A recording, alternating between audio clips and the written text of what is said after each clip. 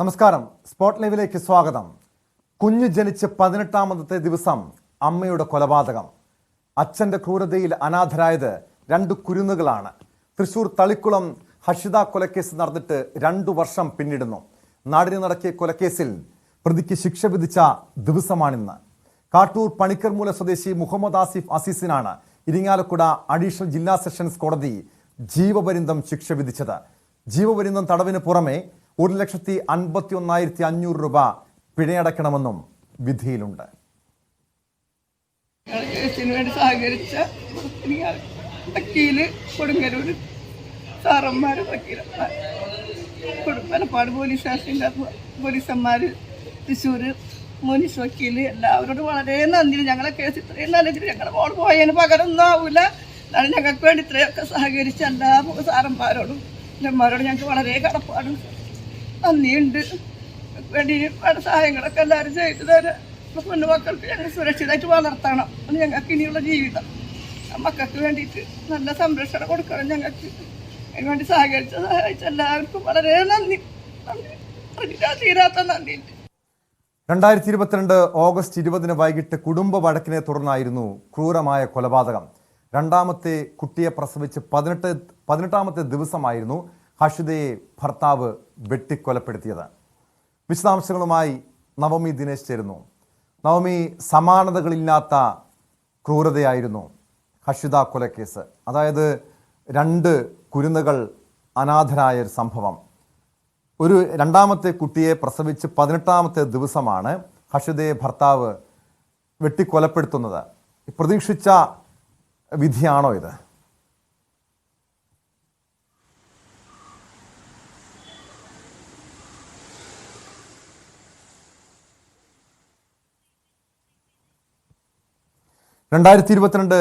August 20 കുടുംബ വഴക്കിനെ തുടർന്ന് ഹഷിതയെ ഭർത്താവ് ക്രൂരമായി വെട്ടിക്കൊലപ്പെടുത്തിയത്. അതായത് ഹഷിത രണ്ടാമത്തെ കുഞ്ഞിനെ പ്രസവിച്ച് 18ാമത്തെ ദിവസമാണ് ഈ ദാരുണമായ സംഭവം ഉണ്ടാകുന്നത്.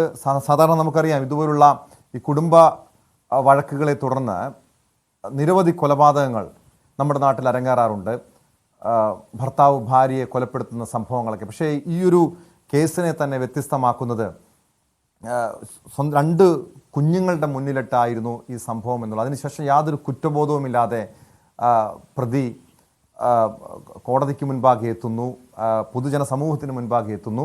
അത്രയ്ക്കും ക്രൂരമായ യാതൊരു പശ്ചാത്താപവും ഇല്ലാത്ത രീതിയിലേക്ക് കാര്യങ്ങൾ മാറുന്നതായിരുന്നു നമ്മൾ പിന്നീട് കണ്ടത്. നവമി ദിനേശിലേക്ക്. നവമി, പ്രതീക്ഷിച്ച വിധിയാണോ ഇത്?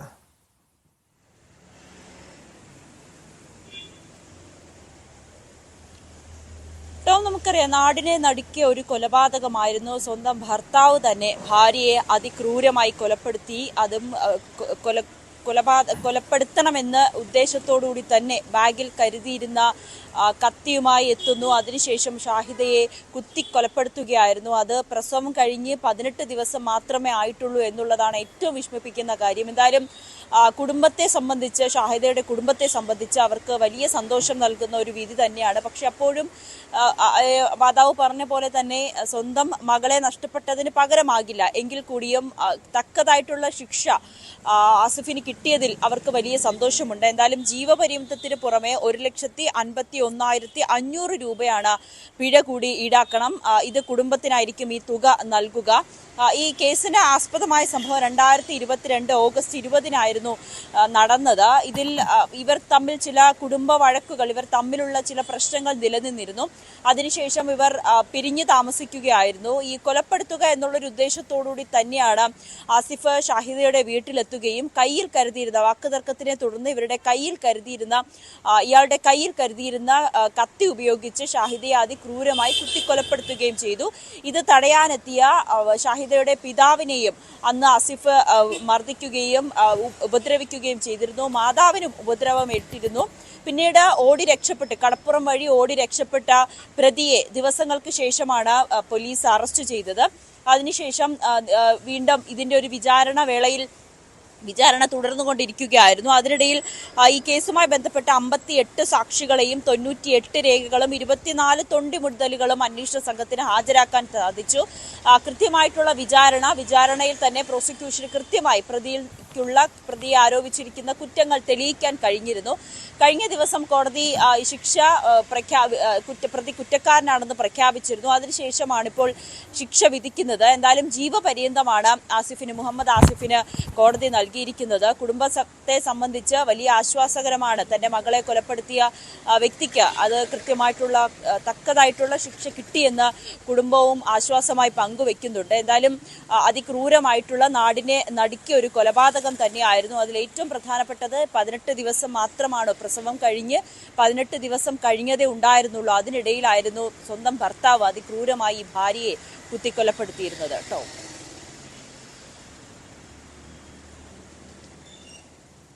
നവമി തുടരുക.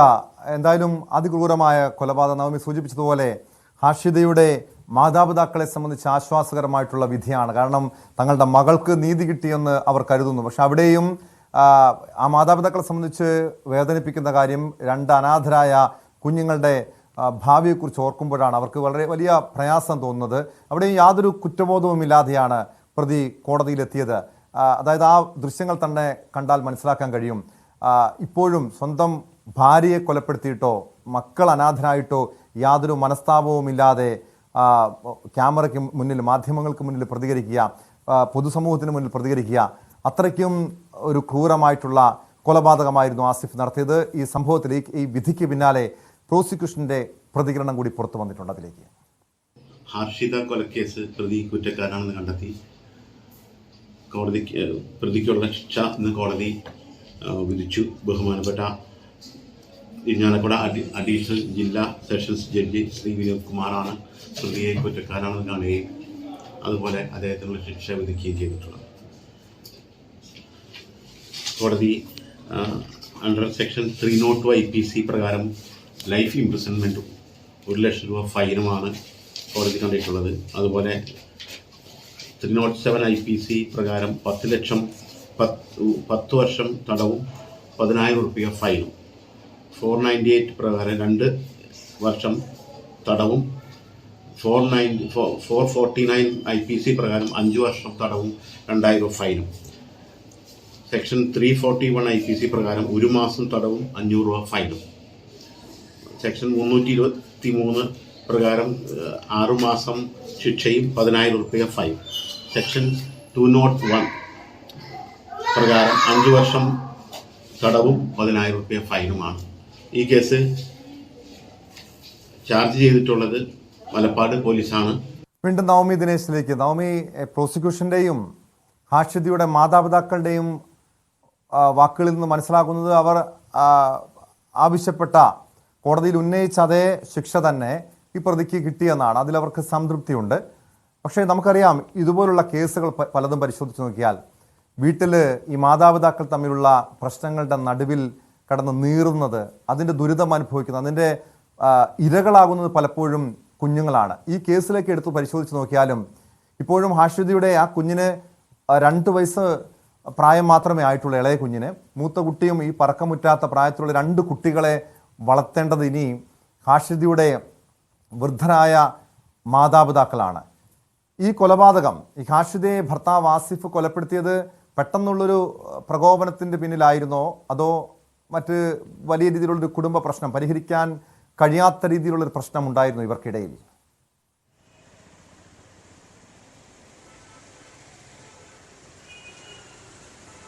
ആദ്യം സൂചിപ്പിച്ചത് തന്നെയാണ്. കുഞ്ഞുങ്ങൾ, അത് രണ്ടാമത്തെ കുഞ്ഞിന് 18 ദിവസം മാത്രമേ പ്രായമായിട്ടുണ്ടായിരുന്നുള്ളൂ. ആ സമയത്താണ് ഇത്രയും വലിയ ക്രൂരത സ്വന്തം പിതാവ് സ്വന്തം മാതാവിനോട് കാണിച്ചത്. ആ കുട്ടിയെ സംബന്ധിച്ച് അതിൻ്റെ അമ്മയെ കണ്ട ഓർമ്മ പോലും അതിനുണ്ടായിട്ടില്ല. പ്രായമായിട്ടുള്ള വൃദ്ധരായിട്ടുള്ള അച്ഛനും അമ്മയുമാണ് ഈ 2 കുഞ്ഞുങ്ങളെയും നോക്കുന്നത്. അവർ ഇനി അവരുടെ വിദ്യാഭ്യാസം, അവർക്കുള്ള മുന്നോട്ടുള്ള ജീവിതം അതിനി കിടക്കുന്നതേ ഉള്ളൂ. അച്ഛനാണെങ്കിൽ ഇപ്പോൾ ജീവപര്യന്തമായി ജയിലിലാണ്, മാതാവ് മരിച്ചുപോയി. ഇനി ആ കുട്ടികളുടെ ഭാവി, അതും വലിയൊരു ആശങ്ക തന്നെയാണ്. ബന്ധുക്കളൊക്കെ സഹായിക്കുന്നുണ്ട് എന്നൊക്കെ പറഞ്ഞാൽ അതിനൊക്കെ അപ്പുറത്തേക്ക് അച്ഛനും അമ്മയും അതെത്രമാത്രമാണ് ഒരു കുട്ടിയെ സംബന്ധിച്ച് അവരുടെ ഒരു വളർച്ചയിൽ അവരുടെ ഒരു സ്വാധീനം വളരെ വലുത് തന്നെയാണ്. ഇനി ഈ മാതാപിതാക്കൾ, ഈ അഷിതയുടെ മാതാപിതാക്കളാണ്, അവർ വയസ്സായി വരികയാണ്. ഇനി കുട്ടികളുടെ ഭാവിയിലും ഒരു ആശങ്ക തന്നെ നിലനിൽക്കുന്നുണ്ട്. ബന്ധുക്കളൊക്കെ ഇപ്പോൾ അവരെ സഹായിക്കുന്നുണ്ടെന്നാണ് ഈ മാതാപിതാക്കൾ, ഈ അഷിതയുടെ മാതാപിതാക്കൾ പറയുന്നത്. ഇവർ ഈ ഒരു കൊലപാതകത്തിലേക്ക് ആസിഫിനെ നയിച്ചത് അത് ഇവർ തമ്മിൽ ചില വാക്കുതർക്കങ്ങൾ ഉണ്ടായിരുന്നു, ചില കുടുംബ പ്രശ്നങ്ങൾ ഉണ്ടായിരുന്നു എന്നാണ് പോലീസ് പറയുന്നത്. കൊലപ്പെടുത്തുക എന്നുള്ളൊരു ഉദ്ദേശം തന്നെയായിരുന്നു ആസിഫിനുള്ളത്. അതുകൊണ്ട് തന്നെയാണ് ബാഗിൽ കയ്യിൽ കരുതിയിരുന്ന ഈ കത്തിയുമായി അഷിതയെ കാണാനെത്തുകയും അവിടെ വെച്ചും ഇവർ തമ്മിൽ ഒരു തർക്കമുണ്ടായിരുന്നു. ആ തർക്കത്തിൽ അഷിതയുടെ മാതാപിതാക്കൾ ഇടപെടുകയും ആസിഫിനെ പിന്തിരിപ്പിക്കാനൊക്കെ ശ്രമിച്ചിരുന്നു. പക്ഷെ അതിൽ നിന്നും അത് കേൾക്കാതെ വളരെ രീതിയിൽ പ്രകോപിതനായി തന്നെയാണ് ആസിഫ് അഷിതയെ കുത്തി കൊലപ്പെടുത്തിയത്. തലയ്ക്കും ഗുരുതരമായി പരിക്കേൽക്കുകയും ചെയ്തു. ഉടൻ തന്നെ ആശുപത്രിയിൽ എത്തിച്ചു. ഈ അഷിതയുടെ മാതാപിതാക്കളെയും ആസിഫ് ഗുരുതരമായി മർദ്ദിക്കുകയും അവരെയും ആക്രമിക്കാൻ ശ്രമിക്കുകയും ഒക്കെ ചെയ്തിരുന്നു. ഇവരെ ആശുപത്രിയിൽ പ്രവേശിപ്പിച്ചു. അതിനുശേഷം അഷിതയുടെ ജീവൻ രക്ഷിക്കാൻ കഴിഞ്ഞില്ല. പിന്നീട് പെട്ടെന്ന് തന്നെ അഷിത മരണത്തിന് കീഴടങ്ങുകയും ചെയ്തിരുന്നു.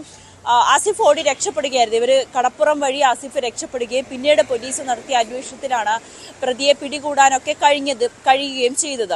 എന്തായാലും പ്രോസിക്യൂഷന് കൃത്യമായി തന്നെ ആസിഫിനെതിരെ തെളിവുകൾ നിരത്തി കൃത്യമായിട്ടുള്ള വിചാരണ നടത്താൻ കഴിഞ്ഞിരുന്നു. ഇത് കോടതിക്ക് ബോധ്യപ്പെടുകയും ചെയ്തിരുന്നു. കൃത്യമായിട്ടുള്ള സാക്ഷിമൊഴികളും തെളിവുകളും ഈ കുത്താൻ ഉപയോഗിച്ച കത്തി അടക്കം അത് വാങ്ങിയ ഇടം ഇതെല്ലാം തന്നെ അന്വേഷണ സംഘത്തിന് ശേഖരിക്കാൻ കഴിഞ്ഞു. ഇത് കോടതിയിൽ സമർപ്പിക്കാനും കഴിഞ്ഞു. പ്രോസിക്യൂഷനും കൃത്യമായിട്ടുള്ള തെളിവുകൾ ആസിഫിനെതിരെ നിരത്തുകയും ചെയ്തു. ഇതിന് ഒടുവിലാണ് ഇപ്പോൾ ആസിഫിന് കൃത്യമായിട്ടുള്ള ശിക്ഷ ജീവപര്യന്തം തന്നെ വിധിച്ചിരിക്കുന്നത്. എന്തായാലും മാതാപിതാക്കൾക്കും വലിയ ആശ്വാസമാണ്. പക്ഷേ ആദ്യം സൂചിപ്പിച്ചതുപോലെ തന്നെ കുട്ടികളുടെ ഭാവി അത് ഏത് വിധത്തിലാകുമെന്നൊരു ആശങ്കയും ആ മാതാപിതാക്കളും ഇപ്പോൾ പങ്കുവെക്കുന്നുണ്ട്. വ്യക്തമാണ്. നവമി ദിനേശാണ് വിവരങ്ങൾ നൽകിയത്. പലപ്പോഴും ഈ കുടുംബ കലഹമുണ്ടാക്കുന്ന ദമ്പതികളൊക്കെ ഓർക്കേണ്ടത് തങ്ങളുടെ മക്കളുടെ ഭാവിയെക്കുറിച്ചാണ്. ഇതുപോലെ പെട്ടെന്നുള്ള പ്രകോപനമായിരിക്കും പല കൊലപാതകത്തിലേക്ക് പോലും നയിക്കുന്നത്. പക്ഷെ അവിടെ അനാഥരാകുന്നത് ഈ ഹഷിതയെ പോലുള്ള കുരുന്നുകളെ പോലെ നിരവധി കുട്ടികൾ അനാഥരായി, സ്വന്തം അച്ഛൻ്റെ ക്രൂരതയെ അനാഥരായി നമ്മുടെ നാട്ടിൽ കഴിയുന്നുണ്ട്. ഇനി സ്പോട്ട് ലൈവ് പരിശോധിക്കുന്നത് മറ്റൊരു വാർത്തയാണ്. അമരൻ സിനിമ പ്രദർശിപ്പിക്കുന്ന തിയേറ്ററിന് നേരെ പെട്രോൾ ബോംബ് ആക്രമണം. തമിഴ്നാട്ടിലെ തിരുനെൽവേലിയിലെ അലങ്കാർ തിയേറ്ററിന് നേരെയായിരുന്നു ആക്രമണം. മുസ്ലിങ്ങളെയും കശ്മീരിനെയും ചിത്രത്തിൽ മോശമായി ചിത്രീകരിക്കുന്നുവെന്ന വിവാദത്തിനിടെയാണ് ആക്രമണം നടന്നത്. ബൈക്കിലെത്തിയ 2 പേരാണ് പെട്രോൾ ബോംബെറിഞ്ഞത്. തിയേറ്ററിന് നാശമോ ആളപായമോ ഉണ്ടായിട്ടില്ല.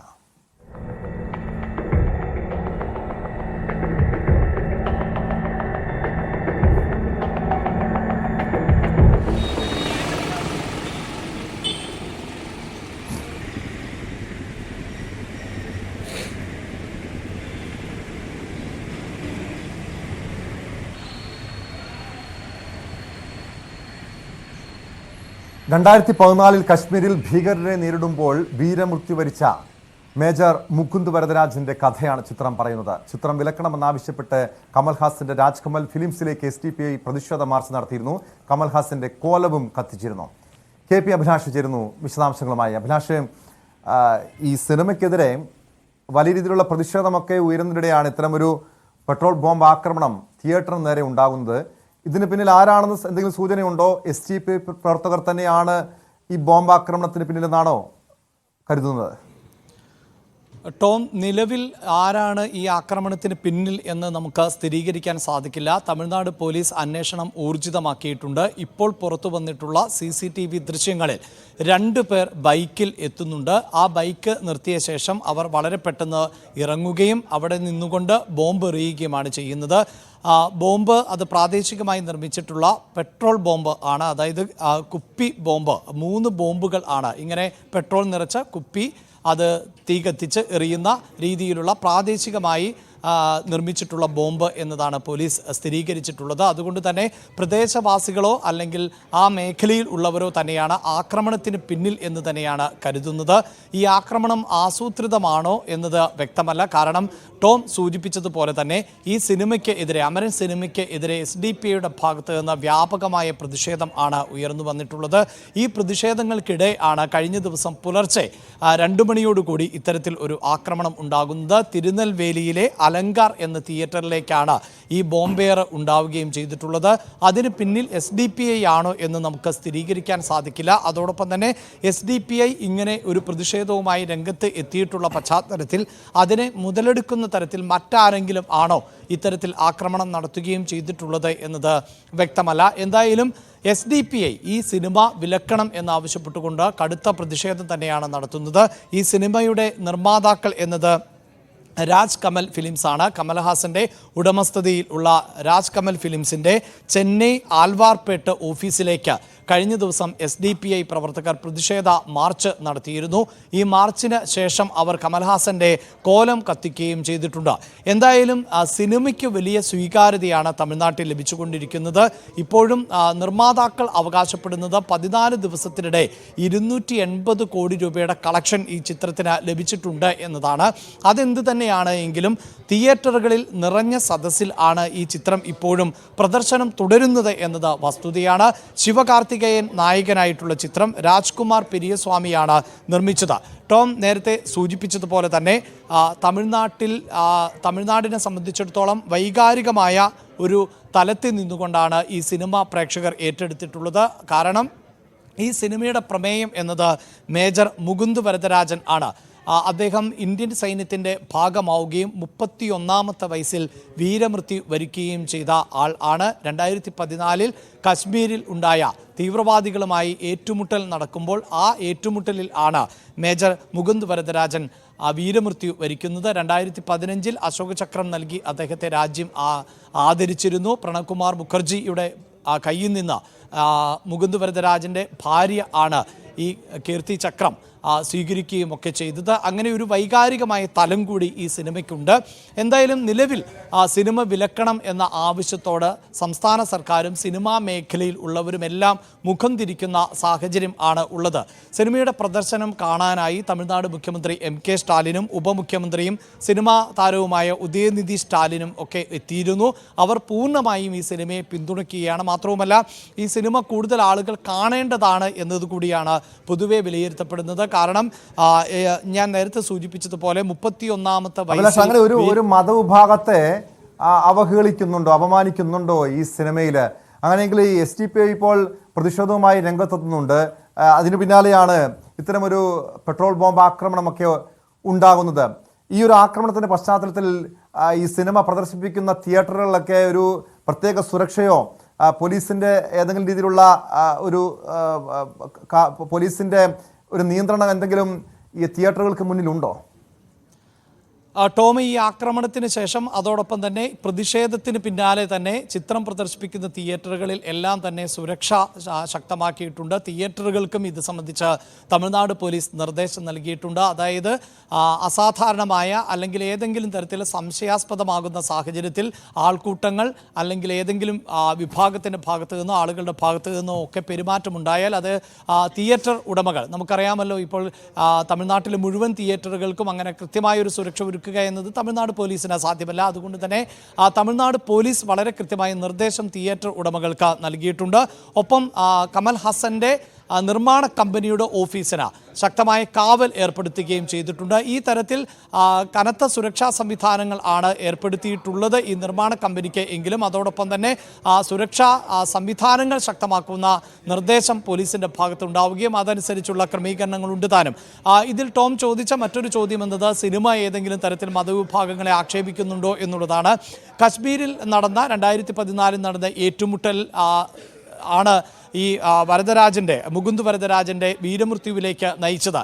ഇതെല്ലാം ചിത്രത്തിൻ്റെ പ്രമേയമായി തന്നെ കടന്നു വന്നിട്ടുണ്ട് എന്നാണ് നമുക്ക് മനസ്സിലാക്കാൻ സാധിക്കുന്നത്. ഞാൻ ചിത്രം കണ്ടിട്ടില്ല എങ്കിൽ പോലും നമുക്ക് ലഭിക്കുന്ന റിവ്യൂകളിൽ നിന്നും അതോടൊപ്പം തന്നെ സിനിമാ പ്രവർത്തകരിൽ നിന്നുമൊക്കെ ലഭിക്കുന്ന അഭിപ്രായങ്ങൾ കൂടി മാനിക്കുമ്പോൾ ഒരു തരത്തിലുമുള്ള ഏതെങ്കിലും വിഭാഗത്തെ ആക്ഷേപിക്കുന്ന തരത്തിലല്ല, മറിച്ച് കശ്മീരിലെ തീവ്രവാദ പ്രവർത്തനങ്ങളെക്കുറിച്ച് ഈ ചിത്രം പ്രതിപാദിക്കുന്നുണ്ട് എന്നത് തന്നെയാണ്. ഒപ്പം SDPI പ്രവർത്തകർ ഉന്നയിക്കുന്നത് ഈ സിനിമയിൽ സേനയുടെ ഭാഗമായി ചില മുദ്രാവാക്യം വിളികൾ ഉണ്ട് എന്നുള്ളതാണ്.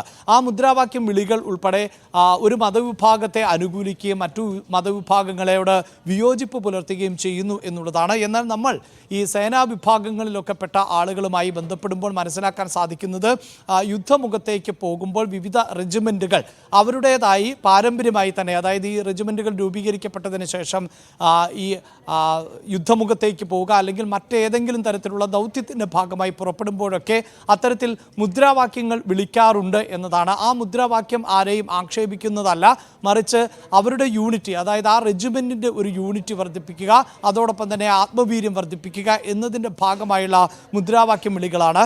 ഈ മുദ്രാവാക്യം വിളികളും തെറ്റിദ്ധരിക്കപ്പെടുന്നു എന്നുള്ളതാണ് പൊതുവെ നിരീക്ഷിക്കപ്പെടുന്നത്.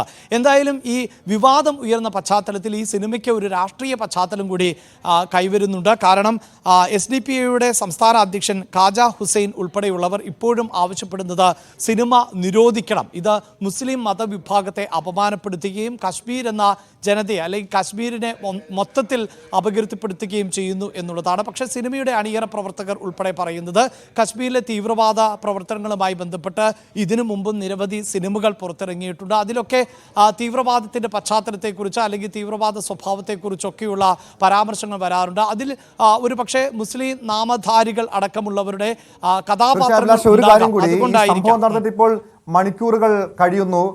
CCTV, ഈ അക്രമികളുടെ CCTV ദൃശ്യങ്ങൾ പുറത്തു വന്നിട്ടുണ്ട്. ഇതുവരെ യാതൊരു സൂചനയും പോലീസിന് ലഭിച്ചിട്ടില്ലേ? ഈ പ്രതികൾക്ക്, അക്രമികൾക്ക് ഏതെങ്കിലും രീതിയിലുള്ള തീവ്രവാദ ബന്ധമുണ്ട് എന്ന രീതിയിലുള്ള എന്തെങ്കിലും സൂചനകൾ പോലീസിന് ലഭിച്ചിട്ടുണ്ടോ?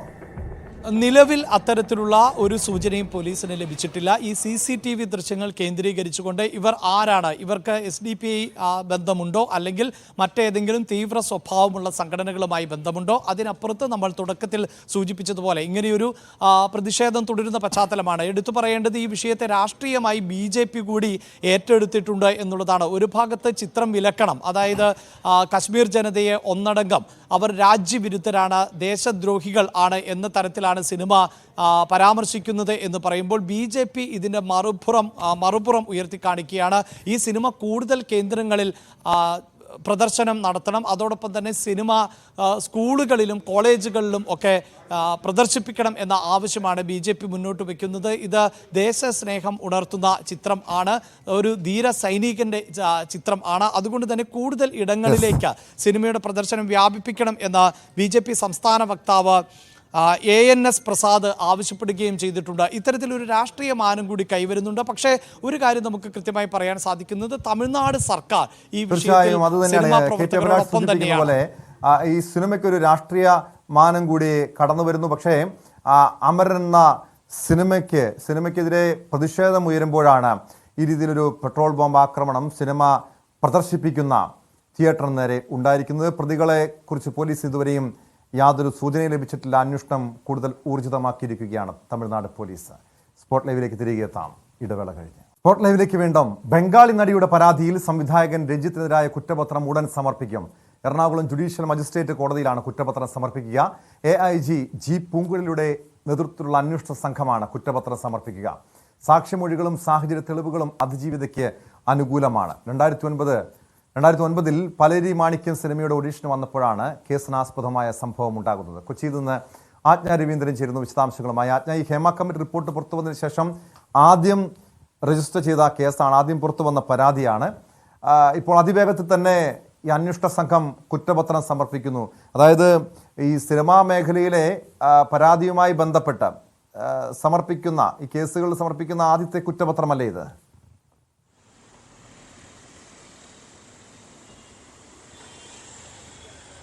അതെ ടോം, ആദ്യം രജിസ്റ്റർ ചെയ്ത കേസും ഹേമ കമ്മിറ്റി റിപ്പോർട്ട് പുറത്തു വന്ന ശേഷം ആദ്യം രജിസ്റ്റർ ചെയ്ത കേസും ഇത് തന്നെയാണ്. മാത്രമല്ല ഡിസംബർ 31 26 FIRകളാണ് ഹേമ കമ്മിറ്റി റിപ്പോർട്ടുമായി ബന്ധപ്പെട്ട് രജിസ്റ്റർ ചെയ്തിട്ടുള്ളത്. 31 ഇക്കാര്യത്തിൽ ഇതുമായി ബന്ധപ്പെട്ടുള്ള കുറ്റപത്രം സമർപ്പിക്കുകയും ഇക്കാര്യത്തിൽ തീർപ്പാക്കുകയും കേസ് തീർപ്പാക്കുകയും ചെയ്യുമെന്ന് പ്രതീക്ഷിക്കുന്നുവെന്നാണ് കഴിഞ്ഞ സിറ്റിംഗിൽ ഹേമ കമ്മിറ്റി കേസ് പരിഗണിക്കുന്ന പ്രത്യേക ഡിവിഷൻ ബെഞ്ച് ഇക്കാര്യവുമായി ബന്ധപ്പെട്ട് പ്രത്യേക അന്വേഷണ സംഘത്തോട് ചോദിച്ച ഒരു സാഹചര്യം ഉണ്ടായിരുന്നു. അതുകൊണ്ട് തന്നെ ഈ കാര്യങ്ങൾ, ഈ നടപടിക്രമങ്ങൾ അല്പം വേഗത്തിലാകുമെന്നാണ് മനസ്സിലാക്കാൻ കഴിയുന്നത്. ഹേമ കമ്മിറ്റി റിപ്പോർട്ട് പുറത്തു വന്ന ശേഷം ആദ്യം രജിസ്റ്റർ രജിസ്റ്റർ ചെയ്ത കേസാണ് രഞ്ജിത്തിൻ്റെത്. ഇവിടെ നോർത്ത് പോലീസ് സ്റ്റേഷനിൽ നിന്നാണ് കേസ് രജിസ്റ്റർ ചെയ്തത്. അതിനുശേഷം ബംഗാളി നടിയുടെ പരാതിയിന്മേൽ എറണാകുളം സിറ്റി പോലീസ് കമ്മീഷണറാണ് ഈ കേസ് SITക്ക് മുൻപാകെ കൈമാറുന്ന സാഹചര്യമുണ്ടായത്. നമുക്കറിയാം ഈ കേസ് 2009 നടന്ന കേസായതുകൊണ്ട് തന്നെ 2013 ഇതുമായി ബന്ധപ്പെട്ട IPC അമെൻമെന്റ് വന്നിട്ടുള്ളത്. അതുകൊണ്ട് തന്നെ മുൻകൂർ ജാമ്യം തേടേണ്ടുന്ന സാഹചര്യം രഞ്ജിത്തിന് ഈ കേസിലുണ്ടായതാണ്. രഞ്ജിത്ത് മുൻകൂർ ജാമ്യം തേടിയുള്ള അപേക്ഷ കോടതി സമർപ്പിച്ചിരുന്നെങ്കിൽ പോലും ഇത് ജാമ്യമില്ലാ വകുപ്പിൽപ്പെടുന്നതല്ല എന്നൊരു സാഹചര്യം വന്നതുകൊണ്ടും 2013 അമെൻമെന്റിന് ശേഷമാണ് അത് ജാമ്യമില്ലാ വകുപ്പിലേക്ക് മാറിയതും എന്നൊരു സാഹചര്യം ഉണ്ടായിരുന്നുണ്ട്. രഞ്ജിത്തിന് മുൻകൂർ ജാമ്യം തേടേണ്ടുന്ന സാഹചര്യം അതിലുണ്ടായിരുന്നില്ല. ജാമ്യം കിട്ടുന്ന കേസ് തന്നെ ആയിരുന്നു. അതുകൊണ്ട് തന്നെ മുൻകൂർ ജാമ്യം തേടേണ്ടുന്ന സാഹചര്യമില്ല എന്നൊരു നിരീക്ഷണത്തോടെയാണ് അന്ന് കോടതി അത് തള്ളിയിരുന്നത്. മാത്രമല്ല ഇപ്പോൾ കുറ്റപത്രം ഇന്ന് സമർപ്പിക്കും, അല്പസമയത്തിനകം സമർപ്പിക്കുമെന്നാണ് അറിയാൻ കഴിയുന്നത്. 1ാം ക്ലാസ് മജിസ്ട്രേറ്റ് കോടതിക്ക് മുൻപാകെ, ജുഡീഷ്യൽ മജിസ്ട്രേറ്റ് കോടതിക്ക് മുൻപാകെയാണ് കുറ്റപത്രം സമർപ്പിക്കുന്നത്. AIG പൂങ്കുഴലിയുടെ നേതൃത്വത്തിലുള്ള പ്രത്യേക അന്വേഷണ സംഘത്തിലെ ആളുകൾ ചേർന്നാണ്. 7 പേരും എത്തില്ല എന്നാണ് മനസ്സിലാക്കാൻ കഴിയുന്നത്. എങ്കിലും പൂങ്കുഴലി എത്തുകയും മറ്റു 2 പേർ കൂടി എന്നാണ് അറിയാൻ കഴിയും. പക്ഷേ അത് അന്വേഷണ സംഘത്തിൽ ആരൊക്കെ എന്നുള്ള കാര്യം ഇതുവരെ വ്യക്തമായിട്ടില്ല. എന്തായാലും അല്പസമയത്തിനുള്ളിൽ അക്കാര്യത്തിൽ, അതായത് പ്രത്യേക അന്വേഷണ സംഘം കുറ്റപത്രം കോടതിയിൽ സമർപ്പിക്കുമെന്നാണ് മനസ്സിലാക്കാൻ കഴിയുന്നത്. ടോം സൂചിപ്പിച്ചതുപോലെ 2009 പാലേരി മാണിക്യത്തിന്റെ സൂചിപ്പിച്ചതുപോലെ ഈ കേസിന്റെ നടപടിക്രമങ്ങളൊക്കെ, അന്വേഷണത്തിന്റെ നടപടിക്രമങ്ങളൊക്കെ പൂർത്തിയായി കാണും. കാരണം അതുകൊണ്ടാണല്ലോ അതിവേഗത്തിൽ തന്നെ കുറ്റപത്രം സമർപ്പിക്കുന്നത്. പക്ഷേ ഈ സിനിമാ മേഖലയിലെ പീഡന പരാതിയുമായി ബന്ധപ്പെട്ട് നിരവധി കേസുകൾ രജിസ്റ്റർ ചെയ്തിട്ടുണ്ട്. നടനും MLA-യുമായ മുകേഷ്, സിദ്ദിഖ്, ഇടവേള ബാബു, മണിയൻപിള്ള രാജു, ബാബുരാജ് ഉൾപ്പെടെയുള്ളവർക്കെതിരെ മറ്റു പല കേസുകളും സമാനമായ രീതിയിൽ ബലാത്സംഗ കുറ്റം ഉൾപ്പെടെ ചുമത്തിക്കൊണ്ടുള്ള ഗുരുതരമായ പല കേസുകളുമുണ്ട്. ആ കേസുകളിലൊക്കെ അന്വേഷണം ഇപ്പോൾ ഏത് ഘട്ടത്തിലാണ്? അങ്ങനെയെങ്കിൽ ഈ രഞ്ജിത്തിനെതിരായ കേസിൽ കുറ്റപത്രം ഉടൻ സമർപ്പിക്കുന്ന സാഹചര്യത്തിൽ മറ്റു കേസുകളുടെയും നടപടികൾ അതിവേഗത്തിൽ ഉണ്ടാകുമെന്ന് തന്നെ പ്രതീക്ഷിക്കാം, അല്ലേ?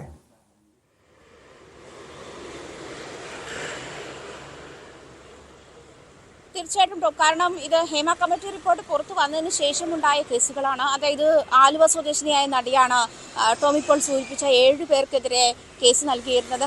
പല ഇടങ്ങളിലായി, പല ഷൂട്ടിംഗ് ലൊക്കേഷനിൽ വെച്ചിട്ടായി ലൈംഗിക അതിക്രമത്തിന് ഇരയാക്കേണ്ടി വന്ന സാഹചര്യം. അതിൽ നടനും MLA മുകേഷ് ഉണ്ട്, അതുപോലെ തന്നെ സിദ്ദിഖ് ഉണ്ട്, അതുപോലെ മണിയൻപിള്ള രാജുമുണ്ട്. സിദ്ദിഖിന്റെ കേസ് വേറെ ആണെങ്കിൽ, ആലുവ സ്വദേശിനിയുടെ നൽകിയ കേസ് അല്ലെങ്കിൽ പോലും സിദ്ദിഖിന്റെ കേസ് ഉണ്ട്, മണിയൻപിള്ള രാജുവിന്റെ കേസുണ്ട്, അതുപോലെ ഇടവേള ബാബു ഉണ്ട്, ജയസൂര്യയുണ്ട്. ഇങ്ങനെ 7 പേർക്കെതിരെ ഈ ആലുവ സ്വദേശിനിയായ നടിയുടെ പരാതി വരുന്നു. അതുപോലെ ഈ ബംഗാളി നടി ഒരു പ്രത്യേക ഒരു സ്വകാര്യ ചാനലിൽ നൽകിയ ഒരു ഇന്റർവ്യൂവിലാണ് ഈ കാര്യം വെളിപ്പെടുത്തുന്നത്. ഇത്തരത്തിൽ, അതായത് ഹേമ കമ്മിറ്റി റിപ്പോർട്ടുമായി ബന്ധപ്പെട്ട് സിനിമാ മേഖലയിലെ സ്ത്രീകൾ നേരിടുന്ന ലൈംഗിക അതിക്രമത്തെപ്പറ്റിയും തൊഴിൽ ചൂഷണത്തെപ്പറ്റിയും അന്വേഷിക്കാൻ ഇത്തരത്തിൽ സർക്കാരിന്റെ ഒരു നീക്കമുണ്ട് എന്ന് കണ്ടപ്പോൾ, ഈ വാർത്ത കേൾക്കുമ്പോൾ, അല്ലെങ്കിൽ ഒരു പരാതിയുമായി ബന്ധപ്പെട്ട് അവർ ഒരു അതോറിറ്റിയെ സമീപിച്ചതായിരുന്നില്ല. ഒരു ഇന്റർവ്യൂവറുടെ മുന്നിൽ തനിക്ക് ഇത്തരത്തിൽ ഇങ്ങനെ ഒരു സംവിധായകന്റെ ഭാഗത്തുനിന്നും ഒരു അനുഭവം ഉണ്ടായിരുന്നു, ദുരനുഭവം ഉണ്ടായിരുന്നു, അന്ന് തന്നെ ഫ്ലാറ്റിൽ നിന്ന് ഇറങ്ങി ഓടുകയായിരുന്നു എന്ന ഒരു ഇന്റർവ്യൂവിൽ പറയുകയും, ആ ഇന്റർവ്യൂ ആണ് പിന്നീട് രഞ്ജിത്തിന്റെ അക്കാദമി ചെയർമാൻ സ്ഥാനം രാജിവെക്കുന്നത് ഉൾപ്പെടെയുള്ള സംഭവങ്ങളിലേക്ക് വഴിവെച്ചതും. തുടർന്നാണ് ആലുവ സ്വദേശിനി പരാതിയുമായി വരുന്നു, സിദ്ദിഖിനെതിരെയുള്ള പരാതിയുമായി. ഇതൊക്കെ ഹേമ കമ്മിറ്റിയുടെ മുൻപേ മൊഴി നൽകിയിട്ടുള്ളവരുടെ പരാതികളായിരുന്നില്ല. അതിനുശേഷം ഉണ്ടായിരുന്ന വെളിപ്പെടുത്തലുമായിരുന്നു. സധൈര്യം സ്ത്രീകൾ ഇത്തരം പ്രശ്നങ്ങളുമായി മുന്നോട്ട് വരുന്നു എന്നുള്ള നിരീക്ഷണമുണ്ടായിരുന്നു. അതേസമയം തന്നെ രഞ്ജിത്തിനെതിരെ രേഖാമൂലം പരാതി കിട്ടിയാൽ ഈ കാര്യത്തിൽ നടപടിയെടുക്കാമെന്നായിരുന്നു സാംസ്കാരിക മന്ത്രിയുടെ നിലപാടും. അതേ തുടർന്നാണ് ബംഗാളി നടി ഇതുമായി ബന്ധപ്പെട്ട് രഞ്ജിത്തിനെതിരെ കൊച്ചിയിൽ കേസ് രജിസ്റ്റർ ചെയ്ത്, നോർത്ത് പോലീസ് സ്റ്റേഷനിലായിരുന്നു കേസ് രജിസ്റ്റർ ചെയ്ത്. തുടർന്നത് കമ്മീഷണർക്ക് കൈമാറുന്നത്. കമ്മീഷണറാണ് SITക്ക് മുൻപാകെ ഈ കേസ് കൈമാറിയിരുന്നത്. തുടർന്ന് ഈ മുൻകൂർ ജാമ്യാപേക്ഷയുമായി കോടതിയിലെത്തുമ്പോൾ തന്നെ മുൻകൂർ ജാമ്യം വേണ്ട എന്നൊരു നിലപാടിൽ കോടതി എത്തുകയും, അത് ഞാൻ നേരത്തെ സൂചിപ്പിച്ചു, നിയമവശങ്ങൾ അതിനെ സാധൂകരിക്കുന്നതായതുകൊണ്ട് തന്നെ ആ മുൻകൂർ ജാമ്യത്തിന്റെ ആവശ്യമില്ല എന്ന് കോടതി നിരീക്ഷിക്കുകയും ചെയ്തിരുന്നു.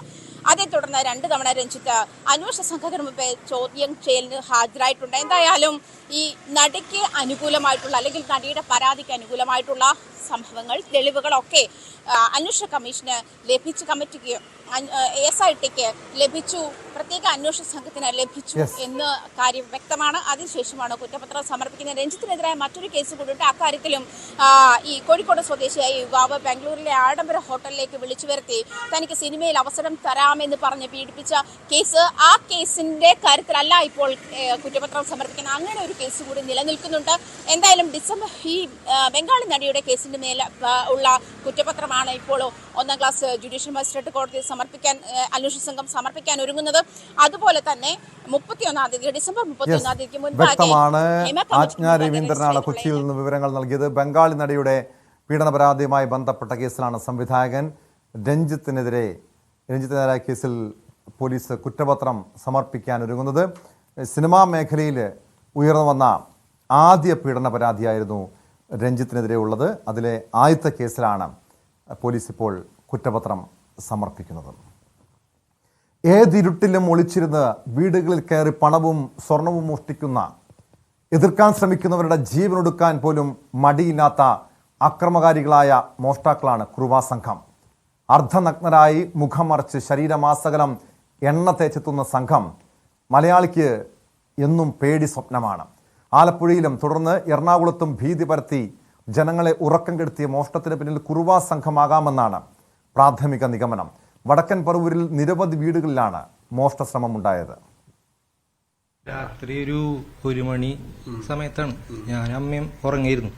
അപ്പം അമ്മയാണ് ആദ്യം സൗണ്ട് കേട്ട് വാതില് കുറ്റിയിടണ ലൈറ്റ് അടിച്ചിട്ട് കുറ്റിയിടണ ഒച്ചയിട്ട് അപ്പം പെട്ടെന്ന് തന്നെ ഇവിടെ ചവിട്ടണ പൊളിക്കണ സൗണ്ട് കേട്ട് അപ്പം അമ്മ എന്നെ വിളിച്ചപ്പോൾ തന്നെ പിന്നെ ലൈറ്റ് ഇടുകയും ചെയ്തു. അപ്പം തന്നെ അവര് പോവുകയാണ് ചെയ്ത്. 13-ാം തീയതി വെളുപ്പിന് ഏകദേശം 2:20 കാണും. ഞങ്ങളൊരു വാതിൽ അടയുന്ന പോലത്തെ ഒരു ശബ്ദം കേട്ടാണ് ഞങ്ങള് എഴുന്നേറ്റത്. അപ്പൊ ഞങ്ങൾ ഇങ്ങനെ നോക്കി ചുറ്റും ലൈറ്റ് ഇട്ടു. അപ്പൊ നോക്കിയപ്പോ പുറകുവശത്തെ വാതിലിന്റെ ടവർ ബോൾട്ടിന്റെ കുറ്റി ഊരിയിരിക്കുന്നതായിട്ടാണ് കണ്ടത്. അപ്പൊ മുകളിലത്തെ കുറ്റി അവർക്ക് ഊരാൻ പറ്റിയില്ല. അതിന്റെ ശബ്ദം കേട്ടപ്പോ തന്നെ ഞങ്ങള് എഴുന്നേറ്റതുകൊണ്ടാണെന്ന് തോന്നുന്നു ലൈറ്റ് ഇട്ടു, ചുറ്റും ലൈറ്റ് ഇട്ടു. അപ്പൊ തൊട്ടടുത്ത അനിയന്റെ വീടുണ്ട്, അനിയനെ വിളിച്ചു. അനിയന് വന്നതിന് ശേഷമാണ് ഞങ്ങൾ പുറത്തിറങ്ങിയത്. ലൈറ്റൊക്കെ ഇട്ടതിന് ശേഷം പിന്നെ ഒച്ചാനക്കവും കാര്യങ്ങളൊന്നും ഉണ്ടായില്ല. പേടിയോടെയാണ് അവസ്ഥ. കാരണം ഈ വാർത്ത വരുന്നത് തമിഴ്നാട്ടിലെ തിരുട്ട് ഗ്രാമത്തിലെ കുറുവസംഘമാണെങ്കിൽ അവർ മോഷണം മാത്രമല്ല ഉദ്ദേശിക്കുന്നത്. കാരണം മോഷ്ടിക്കാൻ കിട്ടിയില്ലെങ്കിൽ കൊല ചെയ്യുന്ന അവസ്ഥയാണ് കാണുന്നത്. അതുകൊണ്ട് ഈ പ്രദേശത്തെ ജനങ്ങളിപ്പോൾ ഭയങ്കര ഭീതിയോടെ കാണുന്നത്. അതിനിടെ പറവൂരിലെ കുറുവാ സംഘത്തെക്കുറിച്ച് അന്വേഷിക്കാൻ ഡിവൈഎസ്പിയുടെ നേതൃത്വത്തിൽ 10-അംഗ സംഘം രൂപീകരിച്ചു. ഡാനി പോൾ ചേരുന്നു കൊച്ചിയിൽ നിന്ന് വിശദാംശങ്ങളുമായി. ഡാനി, ആലപ്പുഴയിലെത്തിയ അതേ സംഘം തന്നെയാണോ ഈ പറവൂരിലും എത്തിയതെന്ന് പോലീസ് കരുതുന്നുണ്ടോ? നിലവിൽ ഏകദേശം 6-ലധികം വീടുകളിലാണ് പറവൂരിൽ മോഷണം നടന്നത്. ഈ കേസുകളിൽ എന്തെങ്കിലും സൂചന പോലീസിന് ലഭ്യമായിട്ടുണ്ടോ?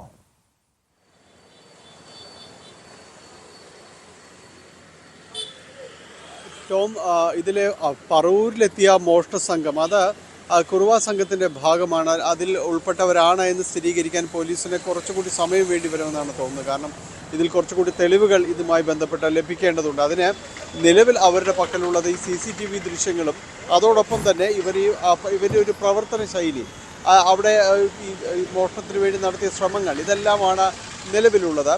ഇവരുടെ ഒരു പ്രവർത്തന രീതി വെച്ച് വീടിൻ്റെ പിൻഭാഗത്തെ ഡോറുകൾ ലക്ഷ്യമിടുക, അത് കുത്തി തുറക്കാൻ ശ്രമിക്കുക. അതുമാത്രവുമല്ല, ഇതിൽ പലപ്പോഴായി നമ്മളുടെ നാട്ടിൽ ഇവിടെ നടക്കുന്ന മോഷണങ്ങൾ പലപ്പോഴും ഒരു ശ്രമം നടത്തി ഉപേക്ഷിച്ച് അടുത്ത വീടുകളിലേക്ക് പോകാതെ കടന്നു കളയുന്നവരൊക്കെ. പക്ഷേ ഇതങ്ങനെയല്ല. ഇത് തുടർച്ചയായ വീടുകളിലേക്ക് ഒന്നും നടന്നില്ലെങ്കിൽ അവിടെ ബഹളം കേട്ടാൽ കുറച്ചു മാറി അടുത്ത സ്ഥലത്തേക്ക് ചെല്ലുന്നു, അതിന് തൊട്ടപ്പുറത്തേക്ക് പോകുന്നു. അങ്ങനെ ഇത് ഇങ്ങനെ തുടർന്നുകൊണ്ടേയിരിക്കുന്ന ഒരു പരിപാടിയാണ് ഇവിടെ. ഏതെങ്കിലും ഒരു വീട്ടിൽ കയറാൻ ശ്രമിച്ചാൽ അത് നടക്കട്ടെ എന്നുള്ള രീതിയിലാണ് അവരത് പോകുന്നത്. അതിന് കൃത്യമായി അവർക്ക് യാതൊരുവിധ ഭീതിയും ഇക്കാര്യത്തിൽ ഇല്ല എന്ന് തന്നെയാണ് തെളിയിക്കുന്നത്. അത് തന്നെയാണ് ഇത് കുറുവാ സംഘമാകാം എന്ന രീതിയിലേക്ക് പോലീസ് സംശയം ജനിപ്പിക്കുന്നത്. വടക്കൻ പറവൂരിലും എത്തിയത് അവർ തന്നെ ആകാമെന്ന നിഗമനത്തിലേക്ക് പോലീസ് പോകാനുള്ളൊരു പ്രധാന കാരണം തന്നെയാണ് ഇങ്ങനെ നിർഭയമായി ഇവർ നേരിടുക എന്നതാണ്. ഒരു വീട്ടിലേക്ക് കയറിച്ചില്ല. നമ്മൾ അവസാനം ഇവിടെ പറവൂരിൽ ചേന്ദമംഗലത്തൊരു വീട്ടിൽ ചെല്ലുമ്പോൾ ആ വീട്ടിലുണ്ടായിരുന്ന ആൾ പറയുന്നത് മുൻവശത്തെ വാതിൽ ഇവർ കുറ്റിയിട്ടിരുന്നു. പുറത്തുനിന്ന് കുറ്റിയിടാവുന്ന ഒരു രീതിയിലുള്ളതായിരുന്നു. അത് മുൻവശത്ത് അവർ കുറ്റിയിടുകയും പിറകിലത്തെ ഡോർ വഴി അകത്തേക്ക് കടക്കാൻ ശ്രമിക്കുകയും ചെയ്തിരുന്നു എന്നതാണ്. അതായത് ആ വീട്ടിലേക്ക് കയറുമ്പോൾ മറ്റേ പുറത്തേക്ക് ആരും തന്നെ ഇറങ്ങി പോയില്ലെങ്കിലും അവരെ നേരിടാനോ അല്ലെങ്കിൽ അവരെ തല്ലി വീഴ്ത്താനോ അവരെ ആക്രമിക്കാൻ ഇതെല്ലാം ഇവർ സന്നദ്ധരായിക്കൊണ്ട് തന്നെയാണ്. അവിടേക്ക് എങ്ങും ഓടി രക്ഷപ്പെടാൻ ഇടയില്ലാത്ത വിധം അവരെ ആക്രമിച്ച് വീഴ്ത്തുക എന്ന് ലക്ഷ്യമിട്ടുകൊണ്ട് തന്നെയാണ് അകത്തേക്ക് കയറുന്നത്. അങ്ങനെ വളരെയധികം ഭീതി ജനിപ്പിക്കുന്ന രീതിയിലാണ് ഇവരൊരു പ്രവർത്തന ശൈലിയെല്ലാം വന്നിരിക്കുന്നത്. അവരൊരു ഈ കഴിഞ്ഞകാല പ്രവർത്തന രീതികളുമെല്ലാം അതേ ശൈലിയിലുള്ളതുമാണ്. അതുകൊണ്ടാണ് ആളുകൾ ഇത്ര കണ്ടത് ഭയം ജനിപ്പിക്കുന്നത്. ഏതായാലും ഇതേക്കുറിച്ച് കൂടുതൽ അന്വേഷണത്തിനായിട്ട് റൂറൽ SP പ്രത്യേക അന്വേഷണ സംഘത്തിന് രൂപം തീർച്ചയായും ഡാനി, ഇന്ന് രാവിലെ ഈ പറവൂരിൽ ഈ മോഷണം നടന്ന വീടുകളിലൊക്കെ ചെന്ന്, മോഷണശ്രമം ഉണ്ടായ വീടുകളിലൊക്കെ ചെന്ന് അവിടുത്തെ ആളുകളുമായി സംസാരിച്ചിരുന്നു എന്നാണ് മനസ്സിലാക്കുന്നത്. അവിടുത്തെ ആളുകൾക്ക് ഇപ്പോഴും ആശങ്കയുണ്ടോ? കാരണം ഈ സംഭവം നടന്ന് മോഷണശ്രമം ഉണ്ടായി ഒരു ദിവസം 24 മണിക്കൂർ കഴിഞ്ഞിട്ടും പോലീസ് പ്രതികളെ പിടിച്ചിട്ടില്ല, യാതൊരു സൂചനയും ലഭ്യമായിട്ടില്ല. നാട്ടുകാർ ഇപ്പോഴും ആശങ്കയിലാണോ?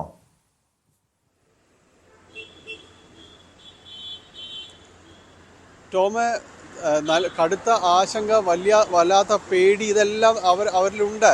ഏതു സമയം ഇപ്പോൾ ഈ രാത്രിയിലേക്കെല്ലാം കിടക്കുമ്പോൾ പോലീസ് പെട്രോളിംഗ് നടത്തുന്നു എന്നെല്ലാം തന്നെ പോലീസ് പറയുമ്പോൾ പോലും കടുത്ത ഭീതി അവരിലെല്ലാം ഉണ്ട്. പ്രത്യേകിച്ച് സ്ത്രീകളിൽ അത് വളരെ പ്രകടമാണ്. കാരണം ഒരു വീട്ടിലേക്ക് നേരിട്ട് വന്ന് അത് ഈ തട്ടി തുറക്കുന്നതെല്ലാം തന്നെ ശബ്ദം സാധാരണ കള്ളൻ ശബ്ദം കേൾപ്പിക്കാതെ വാതിൽ തുറന്നു എന്നൊക്കെ നമ്മൾ പറയാറുണ്ട്. അതങ്ങനെയൊന്നുമല്ല. ഇത് കുത്തി തുറക്കാൻ ശ്രമിക്കുകയാണ്. ആ വീട്ടിൽ ആരുണ്ട്, എത്ര പേരുണ്ട്, അവരെഴുന്നേറ്റ് വരും, അങ്ങനെ ഒരു ആലോചനയില്ലാത്ത രീതിയിലാണ് പ്രവർത്തിക്കുന്നത്. അത് തന്നെയാണ് ഇതിൽ ഭീതി പരത്തുന്നത്. അവർ കൊണ്ടുവന്നിരിക്കുന്ന ഈ പാര പോലുള്ള ആയുധങ്ങൾ, അത് ഇത്തരം ഈ പണിയായുധങ്ങൾ, ഇതെല്ലാം ഉപയോഗിച്ചാണ് അവരിവിടേക്ക് എത്തുന്നത്. വാതിൽ ഏത് വിധേനയും കുത്തി തുറക്കുക എന്നതാണ് അവർ ഉദ്ദേശിക്കുന്നത്. അതിനകത്ത് എത്ര പേരുണ്ടെന്നോ അതൊന്നും അവരുടെ വിഷയമല്ല. അകത്തേക്ക് ഇരച്ചു കയറുക എന്നത് തന്നെയാണ്. അത് തന്നെയാണ് എല്ലാവരെയും ഭയചകിതരാക്കുന്നത്. കൂടുതൽ കരുതൽ ആവശ്യമാണെന്ന് പറയുന്നത്. ആ പ്രദേശത്ത് നാട്ടുകാരൊരു കൂട്ടായ്മകളെല്ലാം രൂപീകരിക്കാനുള്ള ഒരു തീരുമാനത്തിലേക്ക് പോന്നിരിക്കുന്നു.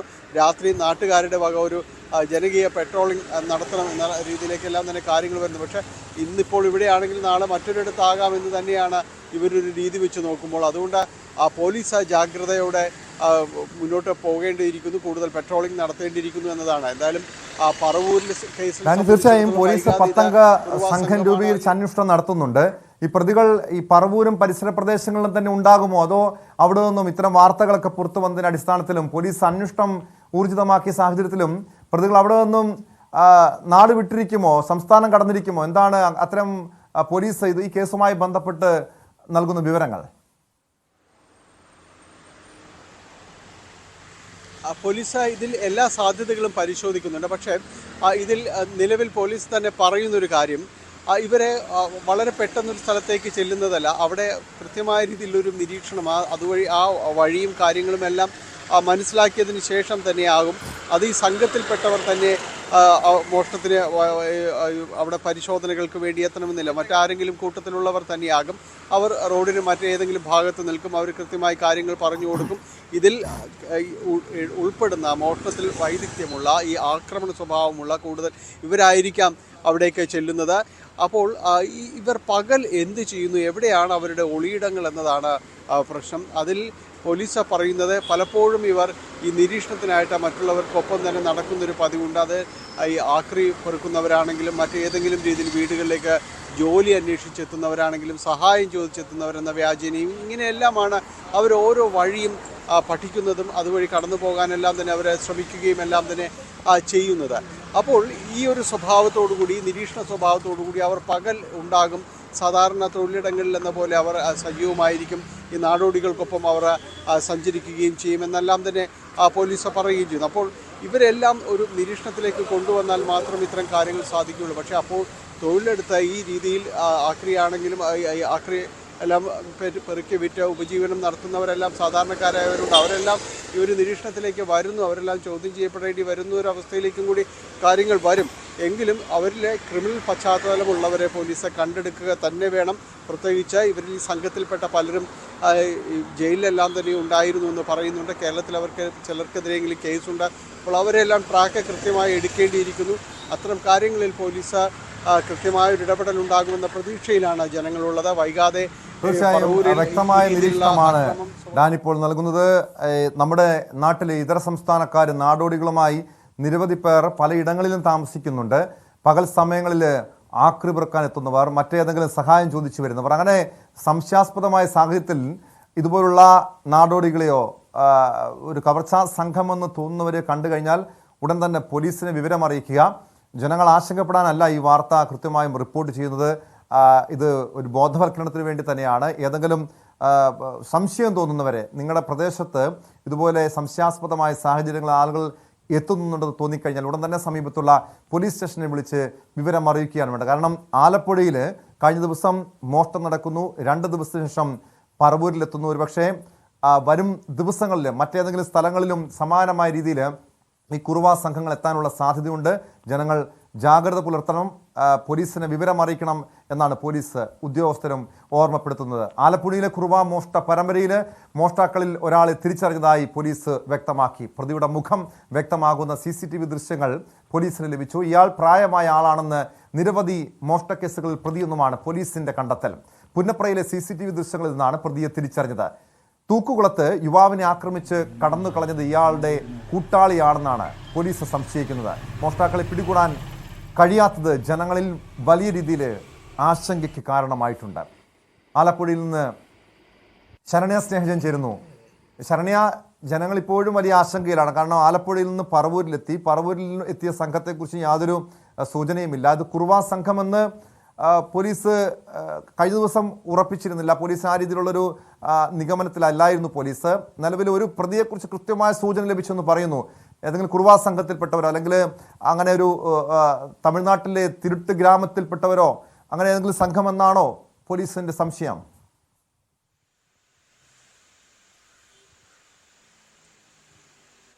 ടോമ, കുറുവാ സംഘം എന്ന നിഗമനത്തിൽ തന്നെയാണ് അന്വേഷണ സംഘം ഇപ്പോഴും മുന്നോട്ട് പോയിക്കൊണ്ടിരിക്കുന്നത്. കാരണം ഓരോ സ്ഥലത്തും ഇവർ മോഷണം നടത്തിയതിനു ശേഷം രക്ഷപ്പെടുന്ന അതിനുള്ള അവരുടെ ഒരു രീതിയും ഒപ്പം തന്നെ ആ ഒരു വേഗതയും ഒക്കെ കണക്കിലെടുത്ത് തന്നെയാണ് ഇത് കുറുവാ സംഘമാണ് എന്നുള്ളൊരു നിരീക്ഷണത്തിലേക്ക് പോലീസ് പോകുന്നത്.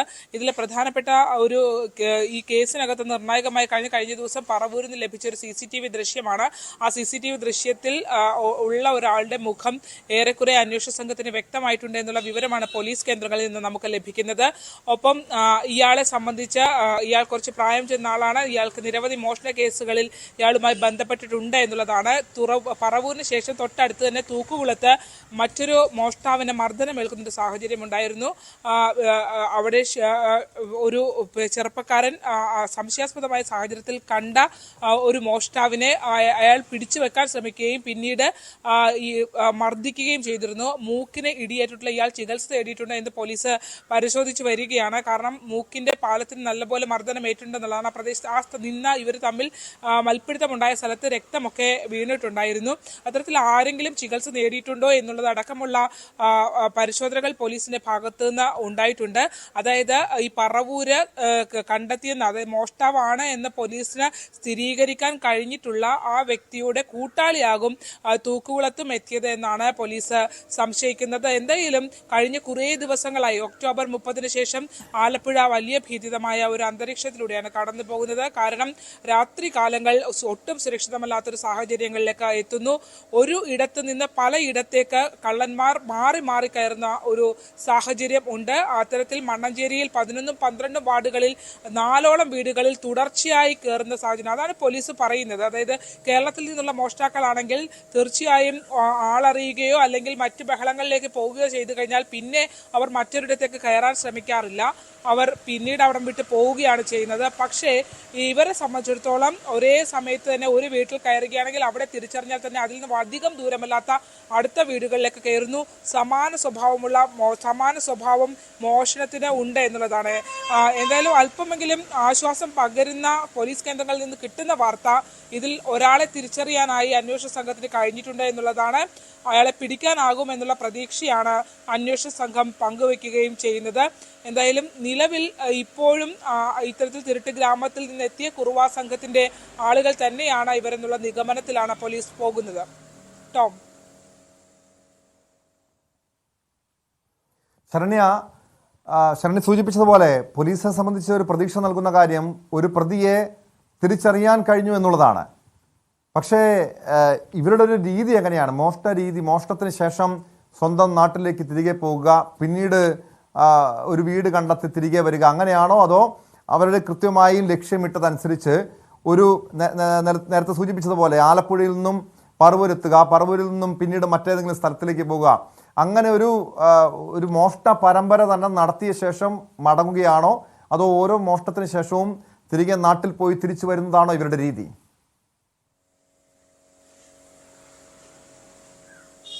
അങ്ങനെ അല്ല എന്നുള്ളതാണ് നമുക്ക് ഇവിടെ നടക്കുന്ന സംഭവങ്ങൾ മനസ്സിലാക്കാൻ കഴിയുന്നത്. കാരണം എല്ലാ ദിവസങ്ങളിലും അടുപ്പിച്ച് കയറുന്ന ഒരു സാഹചര്യം ഉണ്ടായിട്ടുണ്ട്. ഇവിടെ തന്നെയാണെങ്കിലും ഇപ്പോൾ ആദ്യം ഇന്ദിരാ ജംഗ്ഷനിൽ പ്രത്യക്ഷപ്പെട്ടു, പിന്നീട് ഇവര് മണ്ണഞ്ചേരി പഞ്ചായത്തിലെ 11-12 വാർഡുകൾ കയറി. അതിന് പിറ്റേ ദിവസം തന്നെ അതേ ദിവസം തന്നെ ഇവർ കോമളപുരത്ത് നോർത്ത് പോലീസ് സ്റ്റേഷൻ ലിമിറ്റിൽ കോമളപുരത്ത് വീടുകൾ കയറി എന്നുള്ള വിവരം ലഭിക്കുന്നു. മോഷ്ടാക്കളുടെ സാന്നിധ്യം തിരിച്ചറിഞ്ഞു, ടോർച്ചിന്റെ വെളിച്ചം കണ്ടിരുന്നു എന്നടക്കമുള്ള കാര്യങ്ങൾ പറയുന്നു. അതിനുശേഷം പുന്നപ്രയിൽ വരുന്നു. വളരെ അടുത്തടുത്ത ദിവസങ്ങൾ തന്നെയാണ് ഈ മോഷ്ടാക്കൾ, അതും വലിയ വ്യത്യാസമില്ലാതെ നഗരത്തിൽ തന്നെ പലയിടങ്ങളിൽ ചുറ്റിപ്പറ്റി നടക്കുന്നു. അതേസമയം തന്നെ അവര് ഹരിപ്പാട്, കരിയിലക്കുളങ്ങര അടക്കമുള്ള മേഖലകളിലും ഒക്കെ എത്തുന്നു. ഇപ്പോൾ പറവൂരെത്തി എന്നുള്ള വാർത്തകൾ നമ്മൾക്ക് ലഭ്യമായിക്കൊണ്ടിരിക്കുന്നു. അത്തരത്തിൽ എല്ലായിടത്തേക്കും ഇവർ പോകുന്നുണ്ട് എന്നുള്ളതാണ്. ഒരു ഭയം എന്നുള്ള കാര്യം ഇവർക്ക് അന്വേഷണ സംഘത്തെ സംബന്ധിച്ച് ഉണ്ടോ എന്നുള്ളതെ സംബന്ധിച്ച് നമുക്ക് പറയേണ്ടിയിരിക്കുന്നു. കാരണം അവരും പോലീസും അത് തന്നെയാണ് പറയുന്നത്. കേരളത്തിലെ മോഷ്ടാക്കളെ പോലെയല്ല, ഇവര് കുറച്ചുകൂടി പരിശീലനം സൃഷ്ടിച്ചവരാണ്, ആ രീതിയിൽ ട്രെയിൻഡ് ആയിട്ടുള്ള ആളുകളാണ് എന്നുള്ളതാണ്. അതുകൊണ്ടാണ് അവർക്ക് ഇത്രയധികം മാധ്യമങ്ങളിലടക്കം ഇത്രയധികം വാർത്തകൾ വന്നിട്ടും അവരുടെ ഒരു എയിമുമായി മുന്നോട്ട് പോകുന്നത് അതുകൊണ്ട് തന്നെയാണ് എന്നുള്ളതാണ്. ആ രീതിയിൽ മറ്റ് കാര്യങ്ങളെ വന്ന് ഈ കാര്യങ്ങൾ പൂർത്തീകരിക്കുക. നേരത്തെ ടോം സൂചിപ്പിച്ചൊരു കാര്യമുണ്ട്, അതായത് ഇവർ മോഷണത്തിന് ശേഷം മടങ്ങിപ്പോകുക എന്നുള്ളത്. ആലപ്പുഴയിൽ 1.5 വർഷം മുമ്പ് ഇതിന് സമാനമായ രീതിയിൽ അരൂർ മുതൽ പുന്നപ്ര വരെ മുഹമ്മയും കഞ്ഞിക്കുഴിയും അടക്കമുള്ള വിവിധ മേഖലകളിൽ കുറുവാ സംഘത്തിന്റെ മോഷണം ഉണ്ടായിരുന്നു. ഇവര് 19 കേസുകളാണ് അന്ന് ആലപ്പുഴയിൽ രജിസ്റ്റർ ചെയ്തത്. പക്ഷേ ആ കേസുകളിലൊന്നും പ്രതികളെ പിടിക്കാൻ പോലീസിന് പറ്റിയില്ല. അതിനുശേഷം പിന്നീട് പെട്ടെന്നുള്ള ഇവരുടെ ഒരു മോഷണം അവസാനിക്കുകയും പിന്നെ ഒരു നീണ്ട ഇടവേളയായിരുന്നു. അതിനുശേഷമാണ് ഇപ്പോൾ വീണ്ടും ഇങ്ങനെ ഒരു തുടർച്ചയായി ഒരു മോഷണ പരമ്പര തന്നെ ഉണ്ടായിക്കൊണ്ടിരിക്കുന്നത്. ഇതിൽ അതാണ് ശരണ്യ, കാരണം നേരത്തെ ആലപ്പുഴയിലെത്തിയ സംഘം വീണ്ടും അതേ രീതിയിൽ തന്നെ വീണ്ടും ഈ സമീപ പ്രദേശങ്ങളിൽ മോഷ്ടിക്കാനെത്തുന്നു. പോലീസിന്റെ ഒരു വീഴ്ചയല്ലേ ഇങ്ങനെ തുടർച്ചയായി ഈ മോഷണ സംഘങ്ങൾ നമ്മുടെ സംസ്ഥാനത്ത് ആശങ്ക ജനിപ്പിച്ചുകൊണ്ട് വീണ്ടും ഇങ്ങനെ മോഷണ പരമ്പര നടത്തുന്നതിന് പിന്നിൽ പോലീസിന്റെ അന്വേഷണത്തിൽ അങ്ങനെ ഒരു വീഴ്ച ഉണ്ടായിട്ടുണ്ടോ?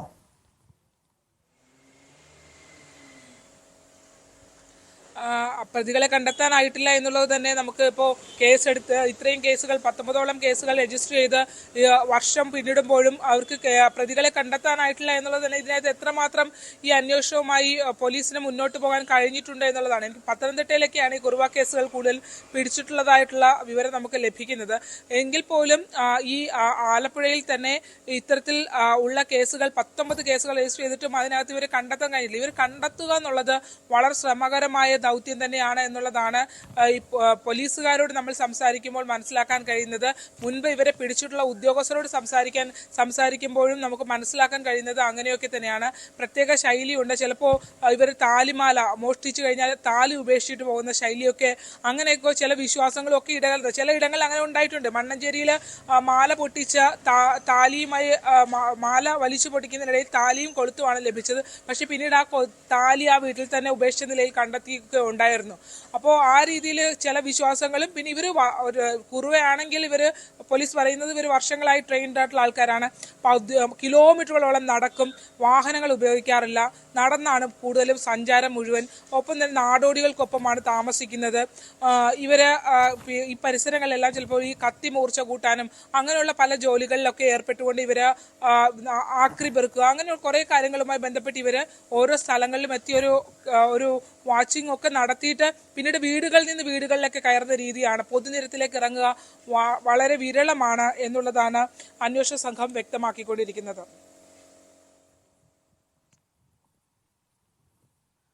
വ്യക്തമാണ്. ആലപ്പുഴയിൽ നിന്ന് ശരണ്യ സ്നേഹജനും കൊച്ചിയിൽ നിന്ന് ഡാനി പോളുമാണ് വിവരങ്ങൾ നൽകിയത്.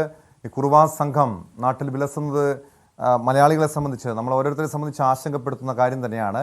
അതുകൊണ്ട് പോലീസ് കൃത്യമായ ജാഗ്രതാ നിർദ്ദേശം നൽകുന്നുണ്ട്. ഏതെങ്കിലും രീതിയിലുള്ള സൂചനകൾ ലഭിച്ചാൽ ഇതുപോലെ നാടോടി സംഘങ്ങളോ മറ്റേതെങ്കിലും ആക്രി പിറക്കാൻ എത്തുന്നവരൊക്കെ പകൽ സമയങ്ങളിൽ വീട്ടിലെത്തിക്കഴിഞ്ഞാൽ പോലീസിനെ വിവരം അറിയിക്കുക. പ്രത്യേകിച്ച് സംശയം തോന്നിയാൽ പോലീസിനെ വിവരം അറിയിക്കണമെന്ന നിർദ്ദേശമാണ് നൽകുന്നത്. മദ്യപിച്ച് ബഹളമുണ്ടാക്കിയത് ചോദ്യം ചെയ്തതിന് അയൽവാസിയായ മധ്യവയസ്കനെ കഴുത്തറത്ത് കൊലപ്പെടുത്തി. തിരുവനന്തപുരം കാരേറ്റ് പേടിക്കുളത്താണ് സംഭവം. പേടിക്കുളം സ്വദേശി ബാബുവിനെയാണ് കൊലപ്പെടുത്തിയത്. അയൽവാസി സുനിൽകുമാറിനെ പോലീസ് കസ്റ്റഡിയിലെടുത്തു. ഇന്നലെ വീടിന് മുന്നിൽ സുനിൽകുമാർ മദ്യപിച്ച് ബഹളം വെച്ചത് ബാബു ചോദ്യം ചെയ്തിരുന്നു. ഇതിൽ പ്രകോപിതനായ സുനിൽകുമാർ ആയുധം ഉപയോഗിച്ച് ബാബുവിനെ കഴുത്തറത്ത് കൊലപ്പെടുത്തുകയായിരുന്നു. എസ് അഭിലാഷ് ചേരുന്നു വിശദാംശങ്ങളുമായി. അഭിലാഷ്, ഒരു പെട്ടെന്നുള്ള പ്രകോപനമാണോ ഈ കൊലപാതകത്തിലേക്ക് നയിച്ചത്, അതോ കരുതിക്കുട്ടിയുള്ള ആക്രമണമെന്നാണോ പോലീസ് പറയുന്നത്? ടോം, ഈ പ്രതിയായ സുനിൽകുമാർ എന്ന വ്യക്തി ഈ പ്രദേശത്ത് സ്ഥിരമായി മദ്യപിച്ച് ബഹളം ഉണ്ടാക്കിക്കൊണ്ടിരിക്കുന്ന ആൾ തന്നെയായിരുന്നു. കഴിഞ്ഞ ദിവസം രാത്രിയിലാണ് ഈ ബാബുവിന്റെ വീടിന് മുന്നിൽ ബഹളം വെച്ച് തുടങ്ങിയത്. ഈ ബാബുവിന്റെ അയൽവാസി കൂടിയാണ് സുനിൽ.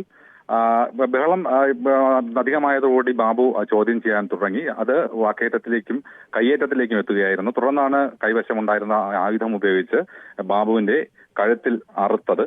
നാട്ടുകാർ അപ്പോഴേക്കും ബഹളം കേട്ട് ഓടിയെത്തി രക്തത്തിൽ കുളിച്ചു കിടന്ന ബാബുവിനെ ആശുപത്രിയിലേക്ക് എത്തിച്ചുവെങ്കിലും ജീവൻ രക്ഷിക്കാൻ സാധിച്ചിരുന്നില്ല. എന്തായാലും മദ്യപിച്ച് വീടിന് മുന്നിൽ ബഹളമുണ്ടാക്കിയത് ചോദ്യം ചെയ്തു എന്ന ഒരൊറ്റ കാരണം കൊണ്ട് തന്നെയാണ് ഈ ബാബുവിനെ സുനിൽകുമാർ കഴുത്തറുത്ത് കൊലപ്പെടുത്തിയിരിക്കുന്നത്. ഈ പിടിവലിക്കിടയിൽ സുനിൽകുമാറിന്റെ തലയ്ക്കും പരിക്കേറ്റിരുന്നു. ഇന്നലെ രാത്രി തന്നെ പോലീസ് സുനിൽകുമാറിനെ കസ്റ്റഡിയിലെടുത്തു. അതിനുശേഷം ആശുപത്രിയിൽ ചികിത്സയ്ക്കായി പ്രവേശിപ്പിച്ചിരുന്നു. അവിടെ നിന്നും ഇപ്പോൾ വീണ്ടും പോലീസ് സ്റ്റേഷനിലേക്ക് എത്തിച്ചിട്ടുണ്ട്. കൂടുതൽ ഫോറൻസിക് പരിശോധന ഉൾപ്പെടെ പോലീസ് ഇപ്പോൾ നടത്തി വരികയാണ്. ടോം, അഭിലാഷ്, ഒരു നാട്ടിൽ സ്ഥിരം പ്രശ്നക്കാരനാണ് ഈ സുനിൽകുമാർ എന്ന് പോലീസും നാട്ടുകാരൊക്കെ പറയുന്നുണ്ട്. അങ്ങനെ ഒരു ക്രിമിനൽ പശ്ചാത്തലമുള്ള വ്യക്തിയാണോ ഈ പ്രതി?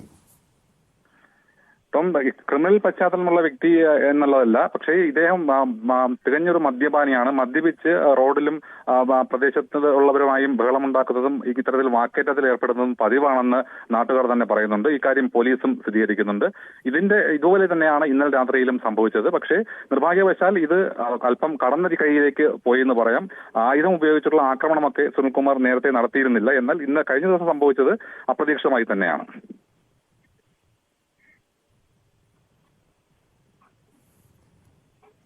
നിലവില് ഈ കേസിൽ ദൃക്സാക്ഷികൾ ആരെങ്കിലും ഉണ്ടോ? എങ്ങനെയാണ് കൊലപാതകം നടത്തിയത്? വാക്കുതർക്കത്തിനിടെ നടന്ന കൊലപാതകമാണോ, അതോ ഈ സംഭവത്തിന് ശേഷം ഇങ്ങനെ വാക്കുതർക്കത്തിന് ശേഷം പിന്നീട് കരുതിക്കൂട്ടി ബാബുവിനെ കൊലപ്പെടുത്തുക എന്ന ലക്ഷ്യത്തോടെ സുനിൽകുമാർ എത്തി കൃത്യം നടത്തുകയായിരുന്നുവെന്നാണോ ലഭ്യമാകുന്ന വിവരം?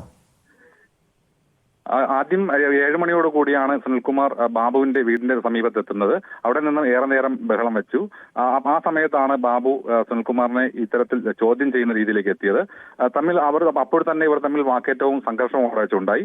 അതിനുശേഷം സുനിൽകുമാർ മടങ്ങിയതിനു ശേഷം തിരികെ എത്തിയാണ് ഈ ആയുധവുമായി എത്തി കഴുത്തിലേക്ക് വെട്ടിയത്. ഇത് നാട്ടുകാർ ദൃക്സാക്ഷികളായി ആരും തന്നെ ഇല്ലെങ്കിലും സംഭവം നടന്ന ഉടൻ തന്നെ നാട്ടുകാർ അവിടെ എത്തിയിരുന്നു. ഈ നാട്ടുകാർ തന്നെയാണ് ബാബുവിനെ ആശുപത്രിയിൽ എത്തിച്ചത്. സുനിൽകുമാറിനെയും നാട്ടുകാർ തടഞ്ഞു വെച്ചാണ് പോലീസിന് കൈമാറിയത്.